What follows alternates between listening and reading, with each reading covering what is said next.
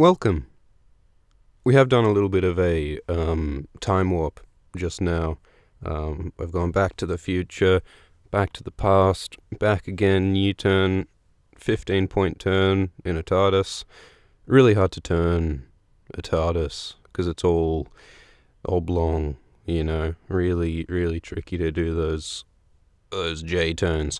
But we'll do it, guys. We'll do it. We'll navigate the time stream, and we'll get to where we want to be. And where we want to be today is Catelyn VIII, a Game of Thrones. The Roman numerals are getting increasingly tricky. Sometimes you got to spend a second going, what is it, 5 plus 1 plus 1 plus 1, so 5, it's 8.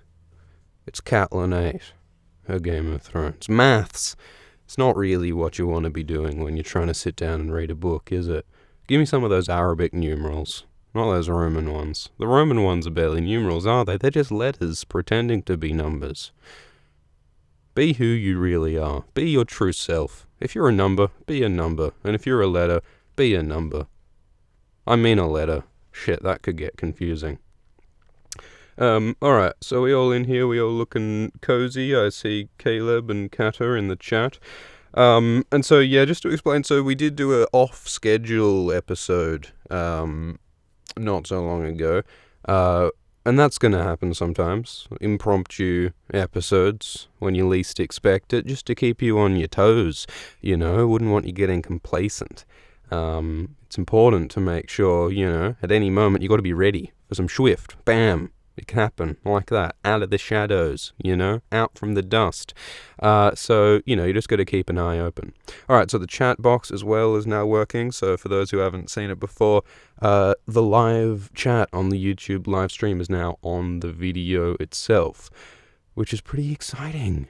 It means that I can pay a little more attention to what you guys are saying, and hopefully I can do that at the same time whilst talking about the book. I think this episode will try a little harder to actually make sure we say some sensible things about the book.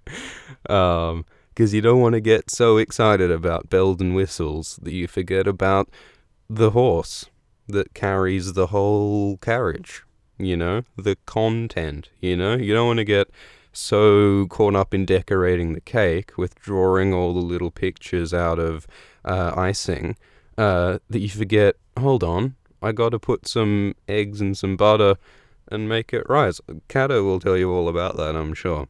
But yes, welcome everybody to the live stream. Do we have any housekeeping? There is a Discord, there is a Facebook for the Swifty Squad. That will be linked on the YouTube video. The schedule remains the same. It's 9 p.m. Eastern Time, Monday, Wednesday, Friday. We might push that an hour earlier at some point. I know that some of you would prefer an hour earlier. For some of our European friendos, so that is doable at some point, but for now we'll stick with 9 p.m. And this chapter is a Catelyn chapter, and Catelyn is riding towards Moat Cailin. That's what we're talking about today. So last time we saw Catelyn, she was in the Vale. She was in the Vale just after having captured Tyrion Lannister and accused him of the murder of Bran, a crime of which he was innocent, and then hauling him off to her sister Lysa at the Vale and putting him through a trial, and then having him win the trial and walk a free man. So Catelyn, without accomplishing anything, managed to start the War of the Five Kings, because Tywin Lannister was not too pleased that his son Tyrion was captured by a Tully. Therefore Tywin started just burning shit in the Riverlands. Which sucks for the Riverlanders, really. I mean, if you're some peasant, if you're just some farmer whose main concern every day is, how can I make these potatoes grow better? The last thing you want on your, wish list, on your bucket list, on your to-do list is get speared by some Lannister wanker because some foreign lady stole a dwarf. I mean, that's what you'd feel like as you're dying, just getting slain by Grail Clegane in the Riverlands. You'll sit there thinking, because some random dwarf was dwarf-napped, I'm gonna be murdered. People who I've never met are having some ridiculous squabble, and that's why my entrails are over there and I'm over here, you know? I'd like to keep my entrails inside of me, but unfortunately due to Westerosi politics amongst the ladies and the lords, it doesn't get to happen. It sucks. But that's something we'll learn more about in Feast.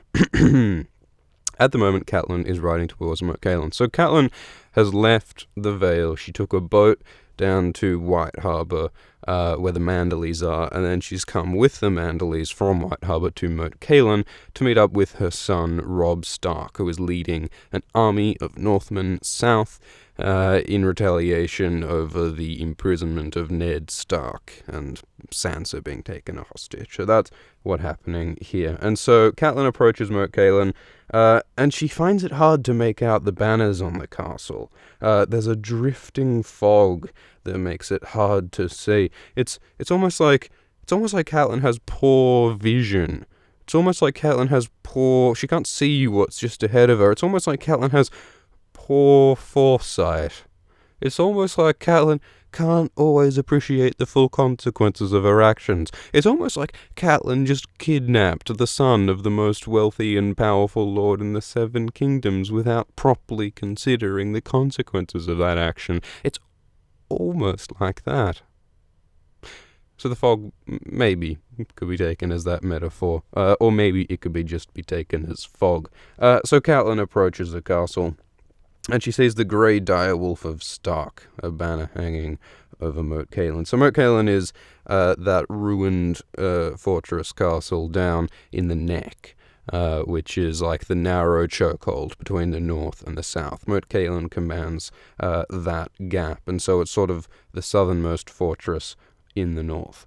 And so Catelyn is accompanied by Willis Manderley, Brynden Tully, and the Manderley army, including 1,500 men.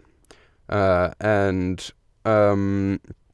their army is full of a bunch of sort of peasant blokes, mostly, but they've also got some knights and some archers and lancers and all of those sorts of things. And Lord Wyman, the lord who is too stout to sit a horse. Thank you very much to Knitted Kraken for a very kind donation. No message from Knitted Kraken. Just hey, if you're gonna have a kraken, may as well be knitted. I imagine the yarn or the cotton or whatever you're knitting your kraken out of might get a bit damp if you're sort of doing krakeny things with it, right? I mean, down in the ocean. You want your krakens to be waterproof, I would think, or at least water resistant, like all those new phones are getting these days. So that's a recommendation to anyone knitting a kraken. Make sure you make it out of appropriate materials. So thank you very much, Knitted Kraken. And yeah, by the way, if you would like to make a donation, you can ask a question, you can comment, and I'll read it out. I can answer your question. You could even vote for more or less tangents in an episode, and it will be done. So that's the deal with the little super chat donations. Alright, so the Manderleys are accompanying Catelyn towards Moat Cailin. And Lord Manderley would come himself, except he is so gigantically obese that he cannot sit a horse. Lord Wyman Manderley, Lord too fat to sit a horse. I wonder if a sufficiently... yeah, no, that's great. Andreas Breitz suggests Knitted Kraken. We do not sew, but sew spelt S-E-W. That's quite good. I like that. Anyway, so Lord Wyman Manderley is incredibly fat and cannot sit a horse. And his sons are similar. So his sons Wendell and Willis are both also very, very fat. Catelyn thinks that Wendell and Willis might be the fattest men she'd ever seen had she not met their father Wyman. So it seems that the obesity seems to run in the family there. Maybe it's genetic. Or maybe it's all the eels they've been eating. Wyman says that if he had expected to see more war in his lifetime, he should have eaten a few less eels. And Catelyn suggests that Wendell is only a few eels away from being Willis is only a few eels short of not being able to mount his own horse. Maybe they should ride some larger animal, right? Maybe they should, or just a fatter animal to suit their own corpulence. I mean, what if you just got a horse that was large enough to bear Willis and Wendell and Wyman Manderley, or just a larger animal entirely, like an elephant? You know, there are elephants in Game of Thrones. Maybe Wyman could just buy an elephant from Essos and just ride it into battle like a bloody mummakill, you know? Wouldn't that be incredible? Lord too fat to sit a horse, fat enough to sit an elephant. I'd like that. But we might not see that anytime soon. So the Manderleys, they're nice enough, according to Catelyn. They both have ridiculous, ostentatious walrus moustaches, and they're both bald and they're both very fat, and their clothes are covered in food stains. But they're nice enough, Catelyn figures, and the main thing is that the Manderleys are helping get her safely to Robb at Moat Cailin, and according to Catelyn, nothing else matters. So Catelyn lays out quite clearly that her main concern here, her main interest, is getting to her son, Robb, at the castle. And Catelyn is, of course, very concerned because her Robb is starting a bloody war. Her son is a teenager, her son is 15 years old, and he's leading an army to war, and she is desperately afraid for him, but she also feels a certain amount of pride that her young son is doing something so important. And she also sort of wonders what kind of person her son is now, because not so long ago he had been a boy, but now he is beginning to become a man. So that's one of the themes of this chapter. She notices the Manderley banner, the White Merman, and there's a camp ahead of some of the northern men, and so they approach, and the ground is soft and wet. They see a banner of the Hornwoods, and they see Moat Cailin itself. So Moat Cailin is a ruin. There are huge stones as large as cottages just scattered across the area, collapsed towers and things. There are just 3 towers remaining in Moat Cailin when there apparently used to be 20. So this used to be an enormous castle that was built by the first men thousands of years ago. But it's been destroyed since, mostly destroyed, and so only a small part of it stays. It's still really strategically important, because it's in this chokehold, this really important place in between the north and the south. And so you can defend it, and you can hold the north against the south with it, because it's surrounded by all these bogs that are full of like snakes and crocodiles and all this nasty swampy shit.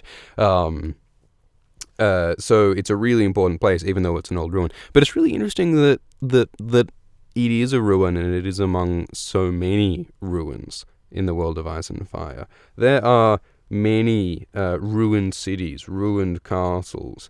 I mean, Harrenhal is one example. But if you look over in Essos, like the maps that they release of the whole world of Ice and Fire, there are ruined cities everywhere, like all up and down the Rhoyne and out around the Dothraki Sea, and down in south in Sothoyos.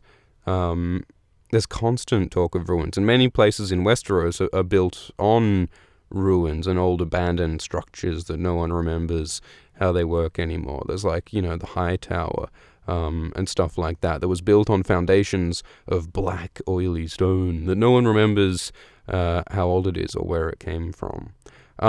So Game of Thrones is full of what could almost be called like a post-apocalyptic vibe, because there are all these old destroyed civilizations and all these broken castles and broken cities which speak of former prosperity, where now there's only ruins, which begs the question, what caused all these ruins? What caused all these civilizations to collapse? The answer maybe being, in some cases, well, shit like the Long Night, shit like the White Walkers, these apocalypses which we don't really seem to understand, but which might be a sort of recurrent cycle in the world of Ice and Fire. Maybe it's like the Reapers in Mass Effect. Anyone know about the Reapers? Because they're like these intergalactic space gremlins who just wipe out all intelligent life in the galaxy every, 5,000-10,000 years or so. Maybe something similar is going on in Game of Thrones. Maybe the Reapers are the White Walkers who come up to level civilization every few millennia or so. The system works, but it's not very pleasant for those who get exterminated. And yeah, it is also like Middle-earth, because Middle-earth also has a whole lot of ruins sitting around, great civilizations that have been destroyed, so it's a similar vibe to that. And so yeah, there are only 3 towers still standing at Moat Cailin. So there's the Drunkard's Tower, the Children's Tower, and the Gatehouse Tower. The Children's Tower is called the Children's Tower because supposedly, many years ago, the children of the forest, the little hippie elves who live in the forest, supposedly it was from this tower that they called the magic of the gods to flood the Neck, this area that we're in now. Because at the time, the first humans were arriving at Westeros, and the children were trying to fight them because the men were trying to wipe out the children, and the children were using magic to try to defend their land against the human invaders. And so something that they did previously was they used the Hammer of the Waters on the Arm of Dawn. So it used to be that Westeros was connected to Essos by a land bridge. The children destroyed that land bridge, flooded it with their magic, the breaking of the Arm of Dawn, that was called. And they tried to do something similar from the Children's Tower in the Neck, when they called the Hammer of the Waters onto the Neck. The Neck used to be land, but they flooded it and turned it into the bog that it is now with magic, and supposedly they did it from this tower. And yeah, so Taylor Butler, the Moat Cailin was supposedly built by the First Men thousands of years ago, and they used it in their various wars against one another for years. But I think some people do question whether it's plausible for the First Men thousands of years ago to have built such a massive, complex castle.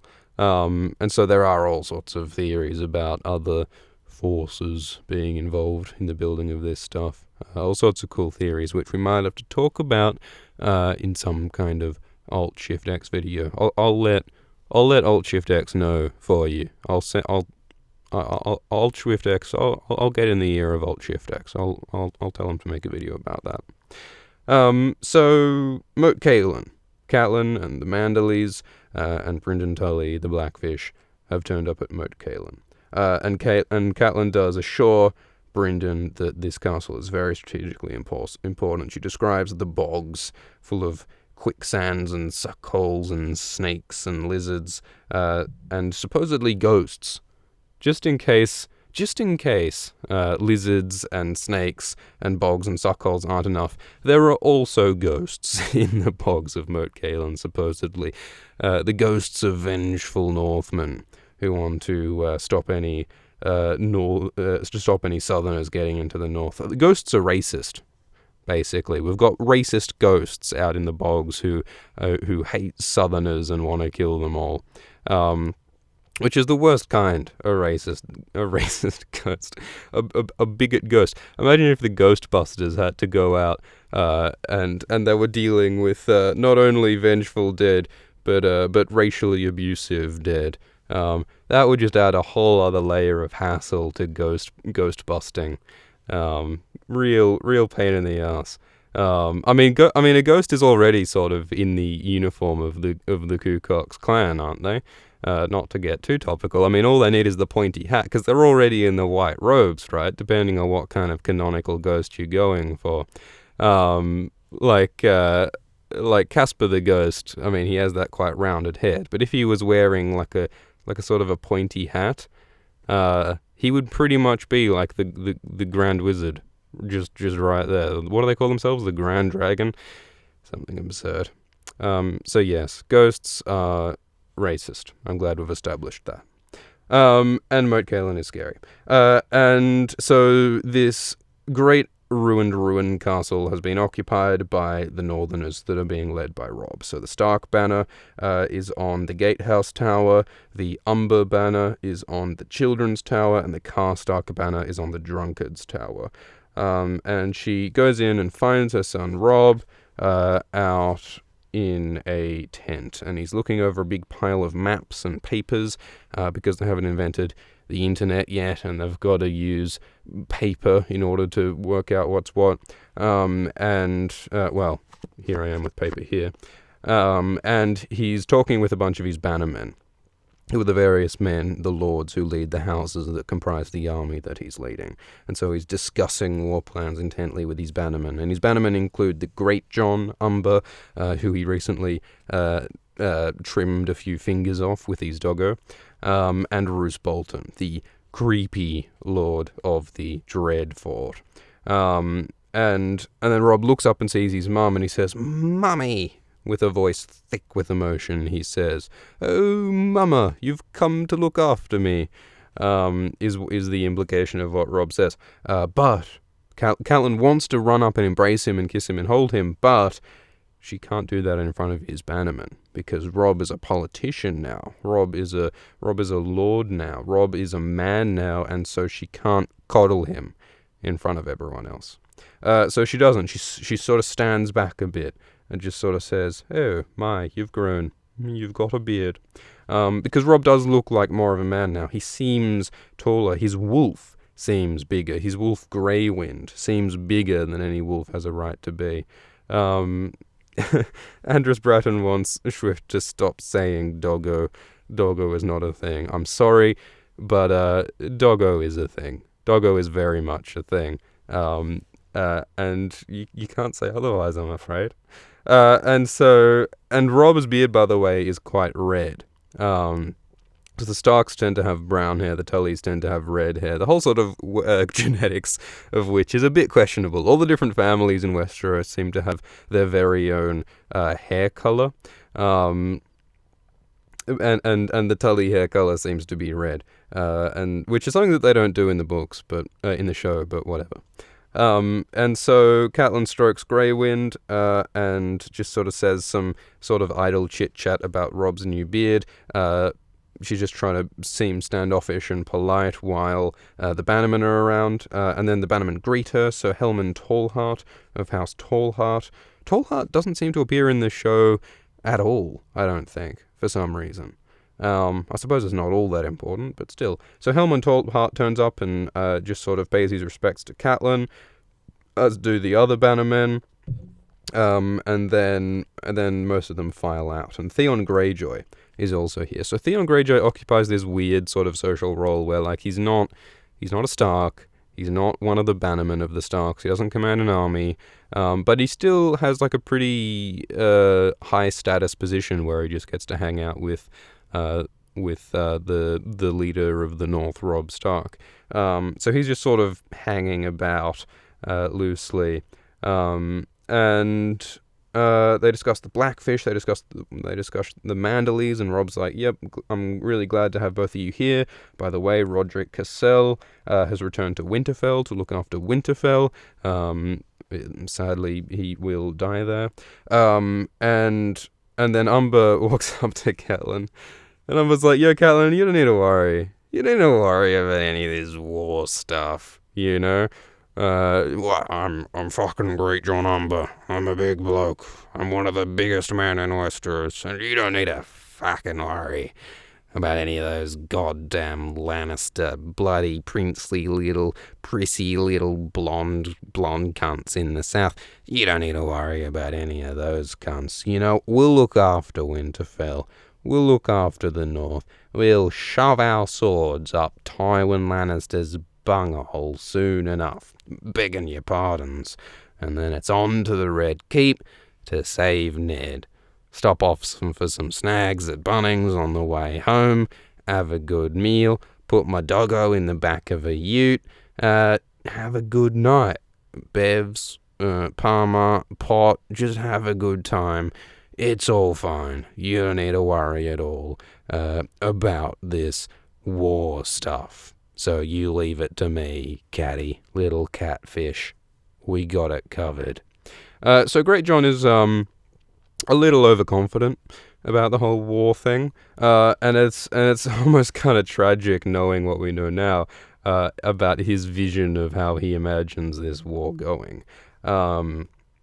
He imagines we'll just march down to the Red Keep, save Ned, and everything will be easy and fine. But sadly, things are not so complicated. Levi Ackerman asks whether the Great John could beat Jaime in a fight, which is a good question, because the Great John is huge, and he is renowned to some extent to be a good fighter, I believe. But he doesn't have the same reputation as Jaime. Jaime's said to be one of the most skilled swordsmen, like, ever. So I'm not sure how much Great John's size would give him benefit. But we don't really know at the end of the day. I don't know if it makes much sense to try and speculate about who could beat who, given that we just sort of don't know at the end of the day. Great John will be stronger than Jaime, but Jaime's undoubtedly more skilled. So I guess it might depend on the circumstances, the environment, the weapons, whatever, but my money's probably on Jaime. Yeah, without swords, Great John would probably win, I guess. It's mostly with a sword that Jaime is skilled. And yeah, of course, we are thinking with his hand. If Jaime was only with his left hand, he'd be screwed against the Great John, I think. Because Jaime's pretty rubbish with his left hand still. Alrighty, so Great John's talking smack about how he was going to kill the Lannisters. Sadly, he is wrong. And then Roose Bolton, the creepy, cold man with the strange pale eyes. He says, I have a question for Catelyn, a matter of some strategic importance, you could say. I'd like to inquire about the status of the dwarf Tyrion Lannister, who you took captive and thereby started this war. Have you got Tyrion? Because if we have Tyrion, we could trade him for the hostages that the Lannisters say. For the Lannisters. So he's thinking like, alright, so if our goal is to get Ned Stark and Sansa Stark, we should just be able to trade those hostages for Tyrion, if we have Tyrion. But then Catelyn has to admit to everybody, yeah, you know how that whole capturing Tyrion Lannister thing that started this whole war, I lost him. I kind of lost him. He slipped through my fingers like a slippery dwarf. You know, it's pretty hard to hold Tyrion in your hands. He just slips through my fingers. So, yep, the most valuable asset we have, I lost. So Adam Klatz asks, I need to increase the font size. Adam asks whether Roose was planning to betray the Starks at this point, which is a good question because, of course, Bolton later becomes one of the engineers behind the Red Wedding and the great betrayal of the Starks, where Roose was promised to become Warden of the North in return for overthrowing Robb Stark, King in the North. We don't really know if at this particular moment he was planning to betray the Starks, I suppose, but it doesn't take him very long, because a lot of the ways that Roose was undermining the Starks was not only by eventually doing the Red Wedding and killing Robb, but he also did a whole bunch of like strategic military stuff to undermine the Starks. So one thing he does is that he sends a bunch of men into Duskendale, which is like a completely ill-advised attack. He sends like some Tall Hearts and some Glovers and stuff to get chewed up and killed in Duskendale. Helman Tallheart gets captured or killed. Captured there, I think. No, killed. Helman Tallheart gets killed at Duskendale, who we just met. And Roose also like splits up some of his forces in one of the more nearby battles as well. So Roose like consistently undermines the northern forces in the War of the Five Kings, but he does it in like subtle ways where it's not like totally clear that it was him betraying. So, I suppose it's reasonable. It's reasonable to speculate that he was probably plotting something at this point. But I guess we don't have any certain evidence either way. So Catelyn has to admit that, yep, I lost Tyrion. Our most important asset, I lost him. And then she sort of reflects on how her bloody sister Lysa was responsible for a lot of that, because of course Lysa pushed for the trial right away, and the trial was what freed Tyrion. And Catelyn and Lysa's parting was not pleasant. So Catelyn had suggested that she maybe take Robert Arryn with her, Lysa's son Robert. And she's like, oh look, it'll do him some good to like hang out with some of my boys, some of the Stark boys, and be fostered and just have a nice time, and I'll look after him. It'll be great. But then Lysa had been enraged by the suggestion that her dear little sweet Robin be taken from her. She says, Catelyn, you may be my sister, but if you try to steal my son, you will leave by the moon door. I will kill you if you try to take my son away from me. So, of course, Lysa is very overprotective of Robert Arryn, her little boy. But that's also very telling, that Catelyn is so not only defensive but outwardly willing to kill in order to keep her son from being taken away from her, and her son being fostered away. She considers that her son being stolen away from her, which might possibly help explain the death of Jon Arryn. So we know that Littlefinger was able to convince Lysa to kill Jon Arryn. We're never really directly told much about Lysa's motivations there. Like, in certain respects, there were indications that Jon and Lysa had like a not completely terrible marriage. Like, we don't know. I mean, there's no evidence of any, like, strong animosity between the two outwardly. So, like, why was Lysa so happy to murder her husband? Well, we do know that Jon Arryn was planning to foster Robert Arryn, either to Dragonstone or Ghastly Rock, depending on who you ask. And since we learn here that Lysa views any attempt to foster Robert away as stealing her son from her, something she's willing to kill to prevent, well, then it makes perfect sense that if Jon was trying to foster Robert away, Lysa would be happy to kill him. And no doubt with Littlefinger whispering in her ear as well, he would be able to convince her further, like Grimmer Wormtongue, that this is a threat against her son. So that might have been a very large part about why Lysa was willing to kill Robert. Alrighty, so she left the Eyrie, she came to White Harbour, and now she's at Moat Cailin. And she decides that she wants to speak with Robb alone so that she can actually express her emotions towards her son, and so all of the Bannermen leave. And you, Theon, she says. So Theon's sort of lurking about, and eventually they all file out. But yeah, when Catelyn says, and you, Theon, get out of here, you mangy bloody squid, Theon smiles, then leaves them. So Theon smiling is something that they don't really do in the show at all, but in the books, Theon is often described as smiley and having a certain smile, which often seems to be, sadly, an expression of pain with Theon Greyjoy. In this case, he's being told to leave the room, and that's when he smiles. When he's feeling a bit hurt, when he's feeling a bit lonely, when he's feeling a bit off-kilter, he smiles, because that's the mask that he uses to try, and he's always about like, oh, I don't need no one, I'm Theon Greyjoy, I just have a lot of sex with a lot of prostitutes, and I just shoot people with arrows, and that's all I need to be happy. Smile. He's not very happy, though. I'll have to tell Alt-Shift-X to do a video on Theon sometime.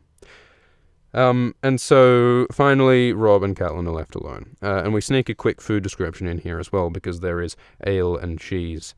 Ale and cheese on the table. And yes, Robb looks taller. He looks more manly. But still, he's only 15 years old. He's 15 years old. And he's leading an army to battle. And so Catelyn's like, "What are you doing? Are you really doing this?" And Rob's like, "Look, someone had to do it. Someone had to lead this army. There was no one else to do it." And Catelyn's like, "No one else." Like, we were just in a room full of people who could have led this army. Like, there's Roose, there's Rickard, there's Galbert and Robert Glover, there's the Great John. Any of those guys could have done a great job leading this army. But Robb says, well, they are not Starks, and only a Stark should lead an army of the Northmen, right? And Catelyn's like, but look, Robb, like, these guys are like seasoned battle commanders. You're a 15-year-old boy who was like playing with practice swords a year ago. Like, you're not an experienced military leader. And Robb's like, oh, yeah, I know. You're right, Mum. Are you going to send me to my room? Are you going to put me on timeout? Am I grounded, Mum? Am I going to have to go home? And Catelyn says, well, I want you to. Like, I'd rather you go be safe at home. But you've come too far now. You've taken all these bloody Northmen. You've gathered this whole army. You've called the banners. You can't leave now. Because if you leave now, these bannermen aren't going to respect you. They're going to laugh at you if you gather all the armies just to send everyone home. Off to war, boys. Gather your swords, gather your men, gather the supplies. We're going to off to save the world. Oh, wait. Oh, my mummy just arrived and she says I have to go home. Call off the war. Sorry, call off the war. You can't do that. Because Robb is, of course, eventually going to be the Lord of Winterfell after Ned dies, which is going to happen sooner rather than later. And so it's important that the bannermen, these men who lead the North, respect Robb, and Robb is not going to gain their respect by calling a war, then calling it off. It's like making a Facebook group for a huge party and inviting everybody and saying, it's going to be fucking off tits, mate. It's going to be lit and tits and all of those things that rhyme. And then cancelling and saying, oh, I'm sorry, my mummy says that I can't hold the party at her house because the neighbours don't like the noise complaints. You can't do that if you want your bannermen to respect you. Laughter is poison to fear, she says, and you need your bannermen to fear you a bit. And that almost echoes something that Tywin says, or an attitude that Tywin has. Tywin hates laughter, and he desperately wants respect all the time. And so that's sort of a Stark acknowledgement of some of that thinking. The Starks do acknowledge that you need your people to fear you a bit. They don't emphasize that quite as much as the Lannisters emphasize.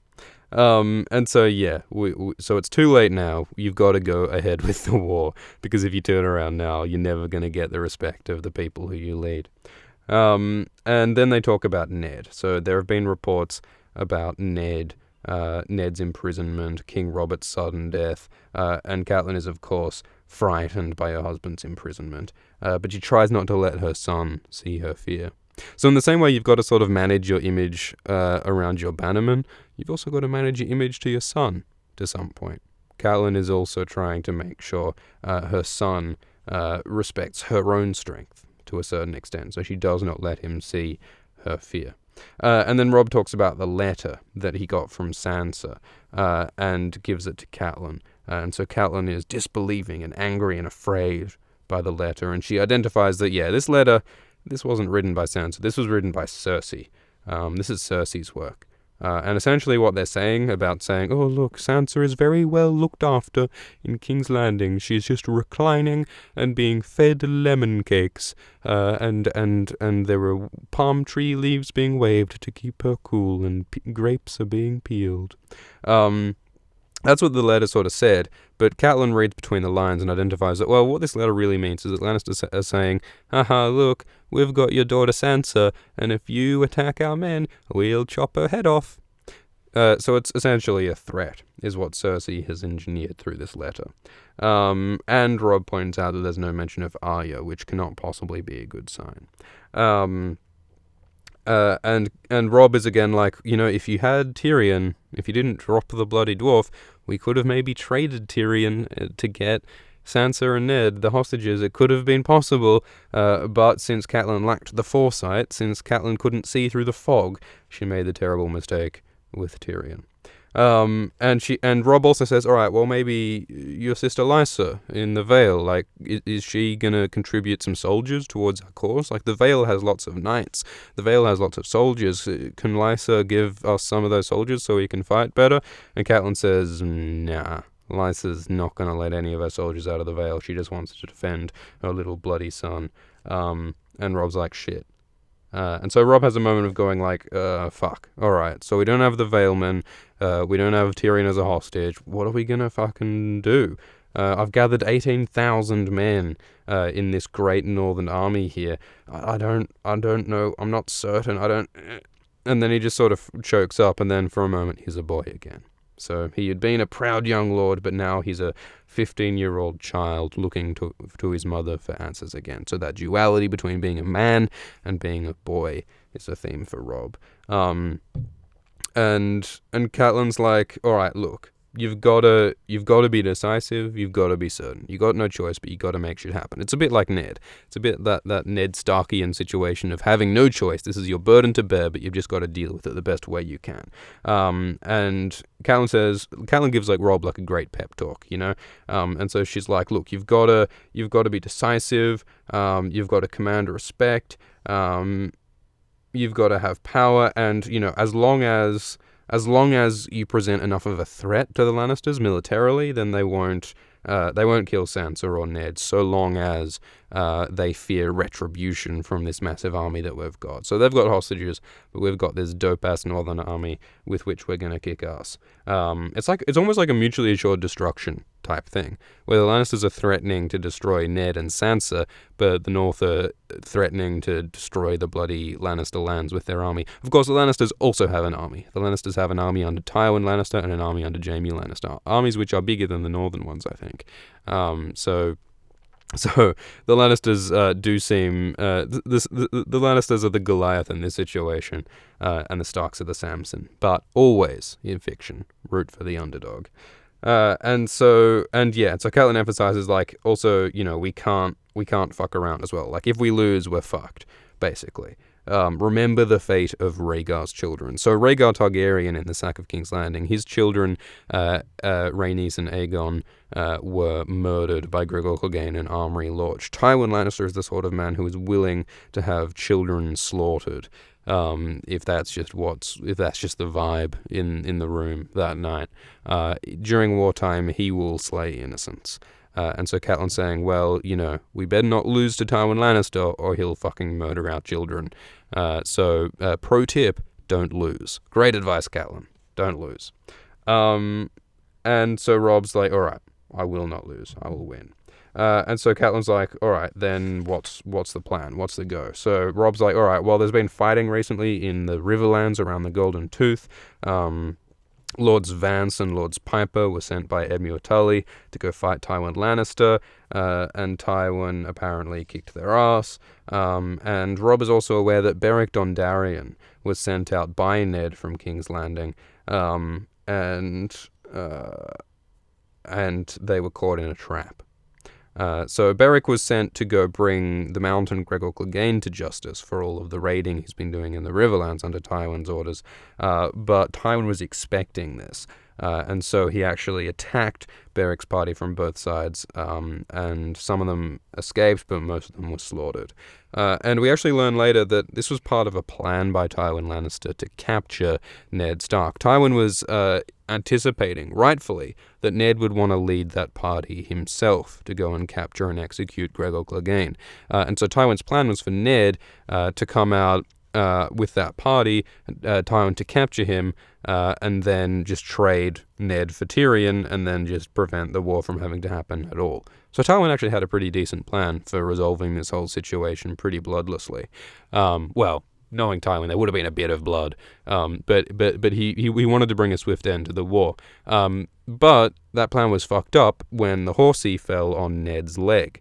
Because when the horsey fell on Ned's leg and his leg broke, he was unable to travel. He was unable to go and deal with Gregor Clegane personally, and he stayed at King's Landing, and shit got more real. So that little event was quite consequential. Jaime attacking Ned and the horse falling on his leg. And so shit's pretty bad in the Riverlands, basically. And Robb is talking about some of the allies he's brought together. He's sent word to Howland Reed, the Cranagman in the Neck, hanging out in the bogs, who will help defend the Neck against any Southerners coming up. And so Robb sounds as though he's sort of got a decent hold on all of the shit that's going on strategically, but she's still thinking, man, how is my 15-year-old son going to oppose seasoned battle commanders like Tywin and Jaime Lannister? And so Robb's planning on marching south. And Catelyn's like, should we? Like, couldn't we just stay at Moat Cailin? Wouldn't it be safer to stay at Moat Cailin and just be defensive? And Robb's like, well, we don't have that much food and supplies to just sit here. Like, we really sort of need to get going. And Catelyn realizes that Robb is sort of just repeating some of the things that his bannermen have told him. He's relying a lot on the advice of his bannermen.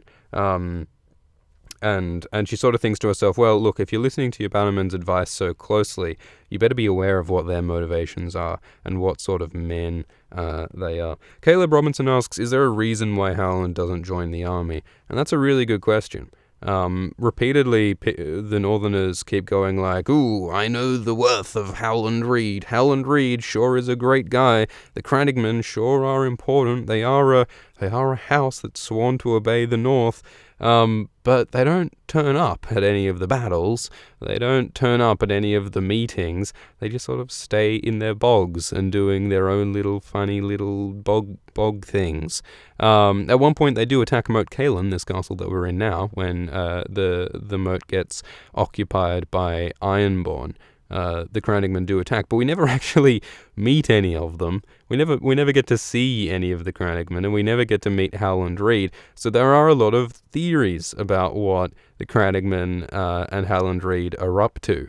So one of the things is that Mage Mormont and Galbert Glover, who are one of the people who see Robb Stark declare Jon Snow as his heir, as king in the north, are sent to Howland Reed in order to give him some orders about Moat Cailin. And so a lot of people speculate that Mage Mormont and Galbert Glover tell Howland Reed about the will and about how Jon Snow is now technically king in the north with the death of Robb, which is really significant given that Howland was one of the survivors of the Tower of Joy, which probably means that Howland knows about R plus L equals J. Howland knows that Jon is the son of Rhaegar Targaryen, the Targaryen prince of the Seven Kingdoms. So that puts a lot of important information in the hands of Howland Reed. So maybe Howland is in there plotting something as part of some sort of Grand Northern conspiracy in order to eventually crown Jon in some capacity. That is one possibility as to what the Cranagmen are up to. The other possibility is that Howland is secretly the High Sparrow, which some alt-shift wanker did some ridiculous video on years ago. Wouldn't recommend it. Pretty ridiculous theory, really. HS equals HR. Pretty 3 out of 10. So I'm glad we've established that with Howland. And so Catelyn is worried about her son Robb fighting all of these scary Lannisters. And she's like, all right, so who are you gonna lead your army with? Who are you gonna put in charge? And Robb's like, well, oh, and like, where are you going to march? And so Robb's like, well, we could send like Great John right up at Tywin and attack, or maybe we could go around and attack the Kingslayer, Jaime, instead, because there's these 2 separate Lannister armies. And Catelyn's like, look, you got to be more decisive. You got to just choose something. You got to sort shit out. Command, Catelyn says. Catelyn commands Robb to command. It's commands all the way down. And so Catelyn's like, look, you've really got to make up your plan. You've got to work something out. You got to decide. And so Robb puts a map over the table, and the map is a ragged piece of old leather that's been painted with faded paint. Isn't that crazy that that's how maps used to work? Before you had Google Earth, you literally had to get a bit of cow skin, and you had to draw a picture of what the Earth looks like on it. Isn't that hilarious technologically? But he has a piece of old leather as a map. Do you think it's wearable leather? Do you think you could like make pants out of a map and just wear like a world map on your pants, and then if ever you get lost, you just take off your pants and fold them out, and you've got a nice little leather map on the table so you can navigate. That would be great. And Catelyn's like, all right, you got to decide. And so Rob's like, all right, how about this? We will leave a few blokes at Moat Cailin just to hold the north, just to make sure that we're safe. But then after we march down from Moat Cailin, we'll split our army in two, and one of us will draw Tywin Lannister by marching down the King's Road. But meanwhile, and the other side will go on the other side of the river. On the other side of Riverrun to split up Jaime and Tywin.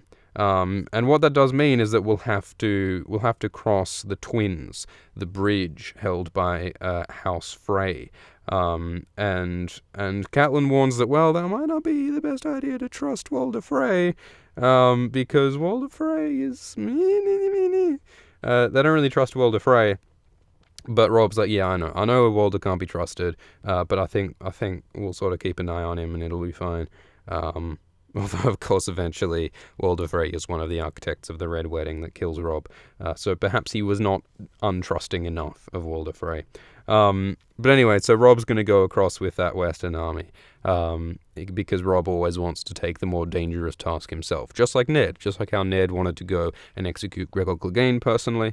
Rob wants to go in the more dangerous branch of the army, and so the other army, when they split up, is Rob thinks of having them led by the Great John, because he seems very big and angry and important, and Catelyn's like, don't know if that's the best option. Just because the Great John's big and noisy doesn't mean he's the best commander. If he's your defensive person, if he's the one who's standing in between the Lannisters and the North, we want someone who's a bit more defensive. Not someone fearless, but someone calculating and cunning. Who reminds you of someone calculating and cold amongst your bannermen? And Rob's immediately like, Roose Bolton. He's a scary bloke. I'll use him as my like defensive guy. And so Catelyn's like, yeah, all right, good. Roose Bolton scares me, so hopefully he'll scare Tywin Lannister. And so Rob's like, all right, sounds good. I'll give the commands. Great, good pep talk. Good talk, Mum. Thanks for the battle advice. Thanks for the military strategy advice, Mum. And thanks for not sending me home without my supper.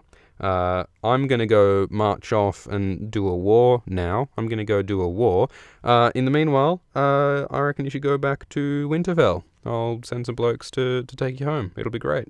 And Catelyn decides, well, I'd kind of like to go back to my children in Winterfell and be safe, but I've got a responsibility to my family, the Tullys.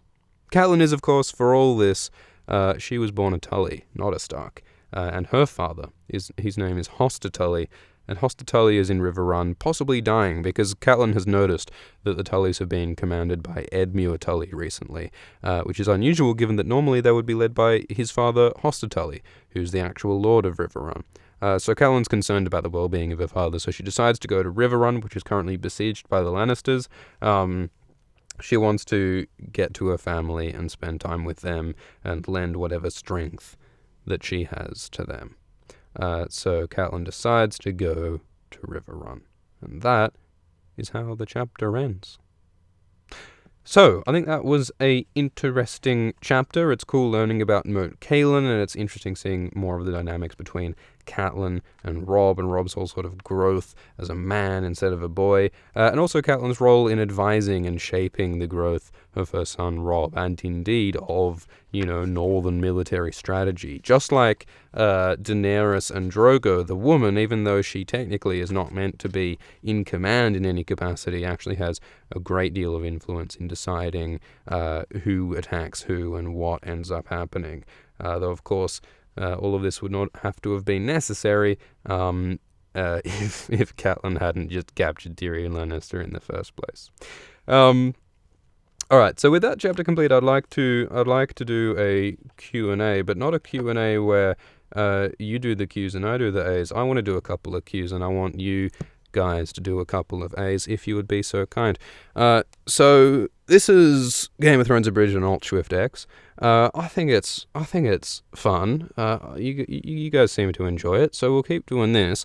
But also been thinking about doing some kind of similar series, similar project with some other books.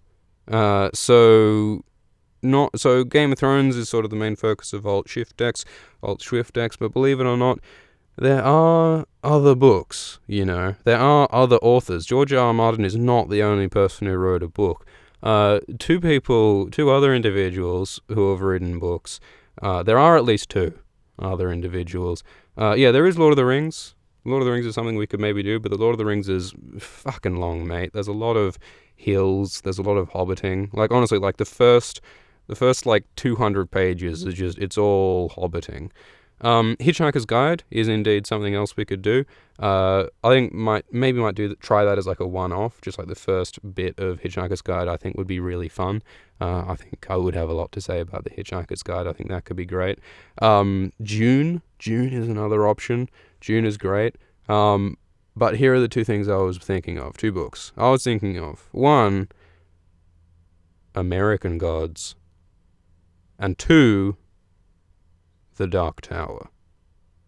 So American Gods is this like freaky thing by Neil Gaiman, which is all about like these modern gods of like technology and celebrity in this bizarre metaphysical fantasy battle with the old gods like Thor and these Egyptian gods and shit. And there's currently a TV show, an adaptation of American Gods on at the moment. So I think American Gods is something that people will be interested in at the moment. So American Gods, I think, would be a really cool option. Another option is The Dark Tower. So they're making a movie of The Dark Tower at the moment. The movie looks kind of shit, to be honest. But The Dark Tower still seems really cool. I haven't read The Dark Tower before. So if we do The Dark Tower, it'll be quite a different experience to the American Gods thing, because I'll be experiencing it for the first time. So I might not have as much, informative things to say about it, but I think it could be a cool shared experience perhaps to read The Dark Tower together. The Dark Tower, for those who aren't aware, is a long series by Stephen King.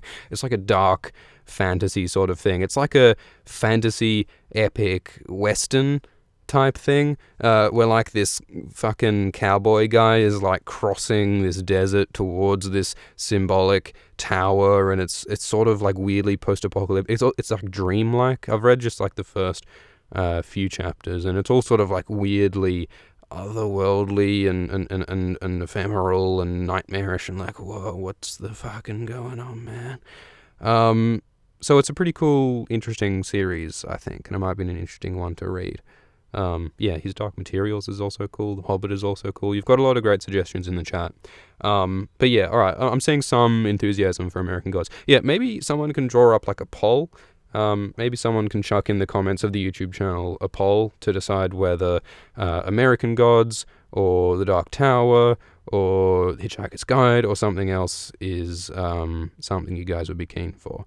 But I think at the moment it might make sense to try either American Gods or Dark Tower. Might make a pilot of like each possible series, and we'll release them maybe at the end of Game of Thrones Season 7, and then you all can decide which one you want, and then we can go ahead at it. And I also want to talk about, so like the format, the style might be something that we'll experiment with. So this is Alt Swift X. It's something very different to Alt Shift X. I'm thinking of making something that's like a combination of the two. So there are a lot of good things about Alt Shift X. There are some good things about Alt Swift X. I think I like the casual style. I like the improvised style. I like the live stream thing. I think it would be good to capture some of that and combine it with some of the good aspects of Alt Shift X.